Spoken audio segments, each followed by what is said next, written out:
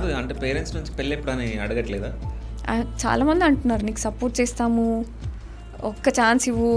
Like చాలామంది ఉన్నారు, like ఒక 400 మ్యాచెస్ వెయిటింగ్లో ఉన్నాయి. అంటే ఎక్కడో ఒక దగ్గర ఏదో ఒక పర్సన్ చూసినప్పుడు అనిపిస్తుంది అంటే వీడు సపోర్ట్ చేస్తాడు మనకని. అట్లాంటి పర్సన్ ఎవరన్నా ఎక్కడైనా కనిపించిరా? ఫారినర్స్ ప్రపోజ్ చేస్తారు కదా, జనరల్లీ వాళ్ళని పెళ్లి చేసుకుంటే కెరీర్ అయిపోదు. మా నాన్న ఎంత సీరియస్ అవుతాడంటే, నాన్న నాకు ఈ కంట్రీ అబ్బాయి ప్రపోజ్ చేసిందంటే కులం ఏంటి గోత్రం ఏంటి, లైక్ ఒక traditional Brahmin girl martial arts combined sports అంటే ఎవరు యాక్సెప్ట్ చేస్తలేరు. ఇంకో ఫారినర్ని హస్బెండ్గా తీసుకొస్తున్నా అంటే ఎవరు యాక్సెప్ట్ చేస్తారు?